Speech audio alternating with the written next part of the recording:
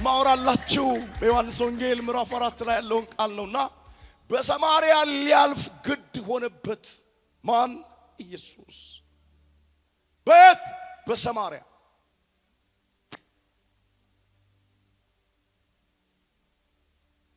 በአንተ ጉዳይ ላይ ኢየሱስ ሊያልፍ ግድ ሆነበት። አንድ ሰው ፈልጎ አይገርም? እናንብበው ምዕራፍ 6 ከቁጥር 4 ምዕራፍ 4 ከ4 ጀምሮ በጌታ በኢየሱስ ስም አነባለሁ። በሰማርያም ሊያልፍ ግድ ሆነበት። እሺ። ስለዚህ ያዕቆብ ለልጁ ለዮሴፍ በሰጠው ስፍራ አጠገብ ወደምትገኝ ሲካር ወደምትባል የሰማርያ ከተማ መጣ። በዚያም የያዕቆብ ጉድጓድ ነበረ። ኢየሱስም መንገድ ከመሄድ ደክሞ በጉድጓዱ አጠገብ እንዲህ ተቀመጠ። ጊዜውም 6 ሰዓት ያህል ነበር። ከሰማርያም አንዲት ሴት ውሃ ልትቀዳ መጣች። ኢየሱስም ውሃ ጠጪኝ አላት። ደቀ መዛሙርቱ ምግብ ሊገዙ ወደ ከተማ ሄደው ነበርና፣ ስለዚህ ሳምራዊቱ አንተ የይሁዳ ሰው ስትሆን ሳምራዊት ሴት ከምሆን ከእኔ መጠጥ እንዴት ትለምነኛለህ? አለችው። አይሁድ ከሳምራውያን ጋር አይተባበሩም ነበርና። ኢየሱስም መልሶ የእግዚአብሔርን ስጦታ ውሃ ጠጪኝ የሚልሽ ማን መሆኑን ብታውቂ አንቺ ትለምኚው ነበርሽ፣ የሕይወትም ውሃ ይሰጥሽ ነበር አላት። ሴቲቱ ጌታ ሆይ መቅጃ የለህም፣ ጉድጓዱም ጥልቅ ነው። እንግዲህ የሕይወት ውሃ ከወዴት ታገኛለህ? በእውኑ አንተ ይህን ጉድጓድ ከሠራው ከአባታችን ከያዕቆብ ትበልጣለህን? ራሱም ልጆቹ ከብቶቹም ከዚህ ጠጥተዋል አለችው። ኢየሱስም መልሶ ከዚህ ውሃ የሚጠጣ ሁሉ እንደገና ይጠማል። እኔ ከምሰጠው ውሃ የሚጠጣ ሁሉ ግን ለዘላለም ሕይወት ለዘላለም አይጠማም። እኔ የምሰጠው ውሃ በእርሱ ውስጥ ለዘላለም ሕይወት የሚፈልቅ የውሃ ምንጭ ይሆናል እንጂ አለ። ሴቲቱ ጌታ ሆይ እንዳልጠጣ ውሃም ልቀዳ ወደዚህ እንዳልመጣ ይህን ውሃ ስጠኝ አለችው። ኢየሱስም ሂጂና ባልሽን ጠርተሽ ወደዚህ ነይ አላት። ሴቲቱም መልሳ ባል የለኝም አለችው። ኢየሱስም ባል የለኝም በማለትሽ መልካም ተናገርሽ። 5 ባሎች ነበሩሽና አሁን ከአንቺ ጋር ያለው ባልሽ አይደለም። በዚህስ በእውነት ተናገርሽ አላት። ሴቲቱም ጌታ ሆይ አንተ ነቢይ እንደሆንክ አያለው። አባቶቻችን በዚህ ተራራ ሰገዱ፣ እናንተም ሰው ሊሰግድበት የሚገባው ስፍራ በኢየሩሳሌም ነው ትላላችሁ አለችው። ኢየሱስም እንዲህ አላት፣ አንቺ ሴት እመኚ፣ በዚህ ተራራ ወይም በኢየሩሳሌም ለአብ የማትሰግዱበት ጊዜ ይመጣል። እናንተስ ለማታውቁት ትሰግዳላችሁ። እኛ መዳን ከአይሁድ ነውና ለምናውቀው እንሰግዳለን። ነገር ግን በእውነት የሚሰግዱ ለአብ በመንፈስና በእውነት የሚሰግዱበት ጊዜ ይመጣል፣ አሁንም ሆኗል። አብ ሊሰግዱለት እንደነዚህ ያሉትን ይሻልና። እግዚአብሔር መንፈስ ነው፣ የሚሰግዱለትም በመንፈስና በእውነት ሊሰግዱለት ያስፈልጋቸዋል።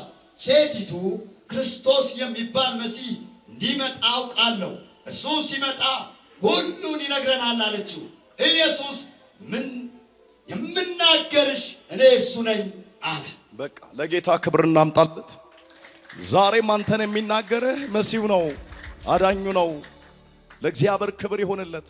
አሜን። ባካችሁ በእናንተ ጉዳይ ላይ ኢየሱስ ያልፋል። አሜን። የሴትየዋን የውስጧን ጥያቄ ሊመልስ ያዕቆብ የቆፈሩት ጉድጓድ የሚያልቅ እንደሆነ አላወቀችም። ኢየሱስ ግን የሕይወት ምንጭ ነበር። በፍጹም ወዳጆቼ እባብ በጠራራ ፀሐይ ውሃ በሚጠጣበት እሷ ተደብቃ ካላት ነቀፋና ከደረሰባት ክፉ አደገኛ ጽዩፍ ከሆነ ነገር የተነሳ እንስራዋን አሸክማ እዚህ ላይ እንስራዋን ተሸክማ ውሃ ልትቀዳ ስትሄድ ነው። ኢየሱስ በ6 ሰዓት በጠራራ ፀሐይ አይሁድ ጠዋትና ማታ ነው ውሃ የሚቀዱት። እሷ ግን በ6 ሰዓት ግራና ቀኝ ሰውን አይታ በዛ በሚያቃጥል ሐሩር ውስጥ ኢየሱስ እዛ እንዳለ አላወቀችም። እቺ ሴት ግን በህይወት ራሷን ማኖር ስላለባት ውሃ ልትቀዳ ስትሄድ የህይወት ምንጯ አጠገብ ጠበቃት። አሜን። ወዳጄ ሳምራዊቷ አልፋለች፣ የለችም። አይታችኋል የኢየሱስ ንግግር። የሚገርም እኮ ነው። ውሃ ጠጪኝ ያላት፣ ሌላ ምንም አላለም። ውሃ ምን በኝ አጠጪኝ። እንዴ አንተ እኮ አይሁድ ነህ። አይሁድ ደግሞ ከሳምራዊ ጋር ምንም አይነት ህብረት የላቸውም። አልፈው ነው በቴስቢ ሄደው ቅጥር አለ ሩቅ ነው አቋርጠው እንዳይሄዱ እንኳን የሚከለክላቸው ነገር አለ። ኢየሱስ የዓለም መድኃኒት የሆነው ኢየሱስ እሱ ሰማርያ ከተማ ገብቶ ሊረክስ አይደለም፣ የረከሰውን ግን ነፃ ሊያወጣ። አሜን። ማንም ሊቀር በማይችል ሁኔታ ውስጥ ኢየሱስ መጣ እየተራመደ። አሜን። ማንም ሊረዳት በማይችል ሁኔታ ላይ አላውቅም ለሁለት ሰው ይሁን መንፈስ ቅዱስ የሚናገረው አላውቅም። ዛሬ ግን ራሱ መሲሁ አሜን ሲያመን በሉ። አሜን። እና እናንተ እንኳን የሆናቻችንን ፈልገን ነው ሰው ለመጠየቅ። እኔና እናንተ እንኳን የሆነ ደረጃችንን ጠብቀን ፕሮቶኮላችንን ጠብቀን ለኛ የሚመቹን መልካም ነገር ላላቸው ሰዎች ነው ወዳጆች ሰዓታችንን ጊዜያችንን ሁሉ ነገራችን ምንሰጠው። ኢየሱስ ግን ወርዶ ለምን ካላችሁ ብዙ ሰማርያ ከተማ ላይ ያሉትን በሙሉ ለመድረስ እሱ የዘላለም ንጉስና የዘላለም ጌታ ስለሆነ አንዷን ኃጢአተኛ የተባለችው ጋር መጣ። ከአባቶቻችን አትበልጥም ምናምን ብዙ አለች። ሐኪም የማይችለው ጉዳይ እንዳለ ወቁ። ገንዘብ የማይችለው ነገር እንዳለ ወቁ። በዓለም ላይ ያሉ የተባሉት ባለጠጎች ቢሰለፉ መፍጠርም ማድረግም የማይችሉት ጉዳይ እንዳለ ወቁ። ባለስልጣኖች ቢከመሩ ቢደረደሩ ሊፈጽሙት የማይችሉት ነገር እንዳለ ወቁ። አሁን ግን የነገስታት ንጉስ የነበረ የሚኖር የሚገዛ ኢየሱስ አይገርምም? ስሟ የማያምር ጋር መጣና የህይወት ምንጭ። አሜን። ኧረ አሜን በሉ። አሜን። እውነተኛ እርካታ ዛሬ ለሎሰ ይሆናል። አሜን። ለኔና ለናንተ ቤት ይሆናል። አሜን። አይገርምም? ምንጩ አጠገብ ቁጭ አለና ከዛ ውሃ ጠጪኝ አላት። ምንም አላላትም። ሌላ እንዴ አለች። ምን አይነት ጥያቄ ነው የምትጠይቀኝ? አያጠጪኝ፣ ጉድጓዱ ጥልቅ ነው። እንግዲህስ ይሄ የሚቀዳው ያልቃል ደግሞም ይደርቃል። እኔ ግን ከምሰጠው የሚጠጣ ለዘላለም ምን አይልም የህይወት ምንጭ ነኝ አላት። አሜን። የረፍት ምንጭ ነኝ። አሜን። የእውቀት ምንጭ ነኝ። አሜን። የደስታ ምንጭ ነኝ። አሜን። የጤና ምንጭ ነኝ። አሜን። ኢየሱስ መጣና ስሟን ቀየረ፣ ሰፈሯን ቀየረ፣ እንስራዋን አስጣላት፣ በጠራራ እንዳትንከራተት አረጋት። በቃ ታውቃላችሁ ህይወቷን ብዙ ታውቃላችሁ። ዛሬ ብዙ ሰዎች ነገር እንደዛ ስለሚቀየር አሜን። እስቲ አሜን በሉ። አሜን። መጣ። ከዛስ የውስጧን ነገራት። 5 ናቸው ካንቺ ጋር ያሉት፣ አሁንም 6ኛው ካንቺ ጋር ያለው ባልሽ። ኢየሱስ አጋልጦ እኮ ሊያዋርዳት አይደለም ወገኖቼ፣ ካለንሳት አኳያ ነው። አጋልጦ አዋርዶ ወይ ደግሞ ሚገርም አሜዚንግ በጣም የሚገርም ነብይ ነው ብላ እንድታጨበጭብለት አይደለም። ምንም ብትወድቅም ሴትዮዋ ላይ ኪዳን አለ። አቃለ ኢየሱስን ጭምር ቻሌንጅ እያደረገችው ነው። አባቶቻችን በዚህ ተራራ ላይ ይሰግዱ ነበር እያለች ነው። አይገርም? ቃል እየጠቀሰች ኢየሱስን ጭምር ምን እያደረገችው ነው? ቻሌንጅ እያደረገች። እውነት አለው ውስጧ። ብትረክስም ህይወቷ የተበላሸ ቢሆንም በማይመች ጎዳና ውስጥ ብታልፍም አንድ እውነት ግን ውስጧ አለ። ራጂያንያስ አሜን። ዮሐንስ 7:38 ቁጥር ላይ ጌታ ኢየሱስ ክርስቶስ ራሱ የተናገረው ቃል ነውና እስቲ የእግዚአብሔር ሰው ስሩ አውጣና እስቲ አንብብላችሁ። በእኔ የሚያምን መጽሐፍ እንዳለ የህይወት ውሃ ወንዝ ከሆዱ ይፈልቃል ብሎ ጮኸ። ዛሬ ለአንድ ሰው ቤት፣ አሜን። ዛሬ ለአንድ ሰው ህይወት፣ አሜን። ዛሬ ለአንድ ሰው ነገር፣ አሜን። ይኸው የማያቋርጥ ነገር ካንተ ቤት ይፈልቃል። አሜን። ደስታ ብትለው፣ ፈውስ ብትለው፣ በረከት ብትለው፣ ዘመን ብትለው፣ ክብር ብትለው፣ ጸጋ ብትለው የሳሌም ንጉሥ ቤት ስለመጣ ይኸውልህ ተፍለቅልቆ ማርዴንታ ካፖራ ህይወትን እግዚአብሔር በጸጋው ይሞላዋል። አንዳንድ ሰዎች አይታችኋል። እቺ ሴት ታችን ያለችው ግን ትልቅ የሆነው ፍጹም የሆነውን ኤልሻዳይ የሆነውን ቻሌንጅ ለማድረግ ትሞክራለች። ነገራት ይኸው የሕይወት ውሃ ምንጭ ከሆዱ ምን ይላል ይፈልቃል። እቺ ሴት አይደል ሰፈሯ ሁሉ ተቀየረ። አሜን። ንግግሯ ሁሉ ተቀየረ። አሜን። ሰባኪ ሆነች እኮ አንተ። ከዛ ከርኩሰት ሰፈር ወጥታ ሕይወት ወዳለበት አደባባይ ገባች። አሜን። ከኢየሱስ ጋር ውሏ አይገርምም? የተቀባው አይገርምም? የምንጠብቀው አይገርምም? አባቶች የሰበኩት አይገርምም? በሚገራርም ቃላት የሰውን ልብ ወገኖቼ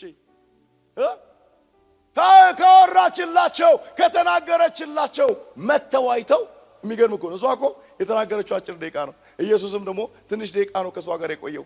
ግን መተው የእሷ የተናገረችው ያወራችለት ኢየሱስን ለማየት ከተማው እንዳለ ሰማሪያ ከተማ ላይ ያሉ ሰዎች መተው ተነቀው የሚገርም እስቲ ቆይ እንይ ብለው መተው ሁለት ቀን ሙሉ ከኢየሱስ ጋር ዋሉ ይላል። የሚገርም ከመንደር አውጥቶ አገልጋይ ያረጋት። ከማይሆን ነገር ውስጥ አውጥቶ ኢየሱስ አገልጋይ አደረጋት። ሁለተኛው ምንድነው ካላችሁ የሚገርም ነገር ነው ወገኖች። የዚህ ሴት ታሪክ ሙሉን ይሁን ከተማው እንዳለ ተነቅሎ መጥቶ ከዛ ኢየሱስን አዩ። የኢየሱስን ታላቅነት እሷ ካወራችሁ ይልቅ በልጦ ነው ያገኙት። የሚገርም ነገር ነው ወዳጆቼ። ምዕራፍ 5 ላይ ስትመለከቱ የሚገርም ቃል ታገኛላችሁ። ኢየሱስ ኖርማል ነው እየተራመደ ቀስ ብሎ እየተራመደ ልለፍ ብሎ ነው ቤተሳይዳ የመጣው የጸጋ ቤት። አሜን። ሰውየው ጸጋው ባለበት ስፍራ ዋናው ሴንተር ላይ ቁጭ ብሎ አልተፈወሰም። 38 ዓመት ሙሉ እዛ አልጋ ላይ ምን ብሏል? ተኝቷል። ሰው ያለው መልአኩ መጥቶ በአመት አንዴ በሁለት ዓመት አንዴ በሆነ ጊዜ መጥቶ ውሃው ሲናወጥ ገብቶ ምን ይላል? ፈውሱን ተቀብሎ። የዛን ቀን ግን መልአክ አይደለም የመጣው፣ ዋናው ራሱ ወርዶ እየተራመደ መጣ። አሜን። ባካችሁ እኔ ሁለተኛው የመነጋገሪያ ርዕስ እግዚአብሔር ያደርጋል። አሜን። ምንም አላለም። ያጠገቡ ቆመና ለትድን ትወዳለህ ወይ? እኔ እኮ ሰው የለኝም የተከሸነ ቃል እንኳን የሚናገር ውሃ የሚያቀርብልኝ የሚያገላብጠኝ አንሶላ የሚቀይርልኝ የለም። ብርድና ፀሐይ የተፈራረቀብኝ ጠረኔ እንኳን ሰውን አያቀርብም። አንተ እንዴት ተጠጋኝ? ሰው የለኝም። ሰው ያለውማ ይኸው ተፈውሶ ወጥቷል። ነገሩ ተቀይሯል። ኢየሱስ መጣና አዎ አለውና በጣም የሚገርም የሚያሳዝን ነው አላለውም። ሄዶ ምን አረገው? አልጋህን ተሸክመ ሂድ።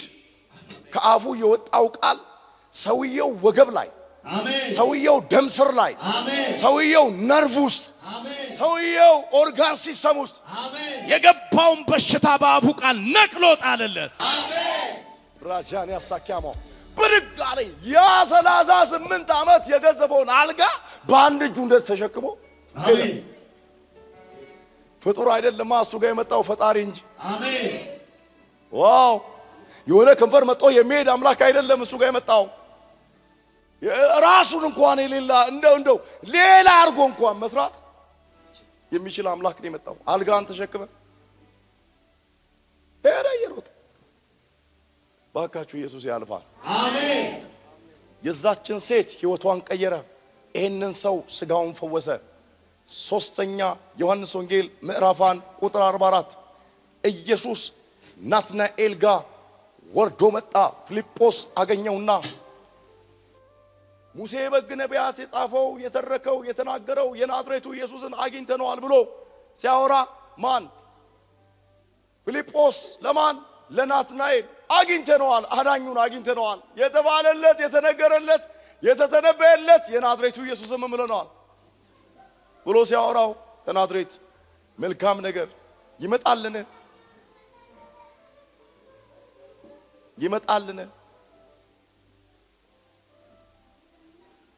ፊልጶስ አልታገሰው መተይ አለው። ናትናኤል ኢየሱስን ተሸክሞ በየአደባባይ ክብሩን እንዲያወራ የዘላለም ፕሮግራም ነው ጌታ ኢየሱስ ክርስቶስ ይዞ ወደሱ የመጣው። ዝም ብሎ መንደር ለመንደር ስለሄደ አይደለም ኢየሱስ ወርዶ ናትናኤል ጋር የመጣው። አንድ አይሁድ ከበለስ በታች ዝም ብሎ አይቀመጥም። ወይ የበላ ነው፣ ወይ ያነበበ ነው፣ ወይ የጸለየ ነው። ከነዚህ ከሶስቱ አንዱ ነው። ቀጥታ ግን መጥቶ ፊልጶስ ያገኘው ከበለስ በታች ነው። የሚፈልገው አንድ እውነት አለ። ከበጉ ሐዋርያት መካከል አንደኛው ተብሎ እንዲጠራ ዕጣ መጥቶ የወደቀበት ማን ነው? ናቲ ነው። ዛሬም እግዚአብሔር በል ስላለኝ ለልጆቼ እኔ እንዲህ ብዬ ለአንድ ሰው እናገራለሁ። ማን ነው ቀኝ እጁን ብድግ የሚያደርግ? አንድ ቀን የክብር ይሁን፣ አንድ ሰዓት የክብር ይሁን። አንድ አገኘው ፊልጶስ ትቶት ኢየሱስ ወርዶ መጣና ናቲ አለው። ከወዴት ታቀኛለህ? ፊልጶስ ሳይጠራ ከበለስ በታች ሳለ አየው። ይህን ስላልኩ ገረመ አለው። ፊልጶስ ተደነቀና የሚገርማችሁ ነገር ይሄ ጴጥሮስ የተናገረውን ቃል ነው የደገመው። አለው አንተ የእስራኤል መምህር ነህ እኮ አለው። አይኑ ተከፍቶ እኮ ነው ማን አንተ ሲል የነበረው አይኑ ተከፈተና አንተ የእስራኤል መምህር ነህ፣ አንተ መሲሁ ነህ። ጌታ ኢየሱስ ክርስቶስ እንደዚህ አለው። አሁን እኔ እንደሱ መተይ ማለልም መተህ እኔን አይተኛ። ዛሬ ምሽት ግን አንድ ነገር ይሆናል አለ። አሜን። እያዩ ጠላቶች አሜን፣ ሰማይ አንተ ላይ ይከፈታል። አሜን። የምትናገረው ቃል የጨለማውን መንግስት ያናውጣል። አሜን። የምታገለግሉ የምትነግዱ በመንግስት ቦታ ላይ የምትሰሩ በግል የምትሰሩ በብዙ አይነት ጥያቄ ውስጥ ያላችሁ ሰዎች ይሄ ምሽት አሜን፣ በብዙ አይነት መንገድ እግዚአብሔር ተናግሯችሁ ሊሆን ይችላል። እኔ መልእክት ነው እግዚአብሔር የሰጠኝ። እንደ ናትናኤል ራሱ ወርዶ ወደ አንተ ጉዳይ ይመጣል።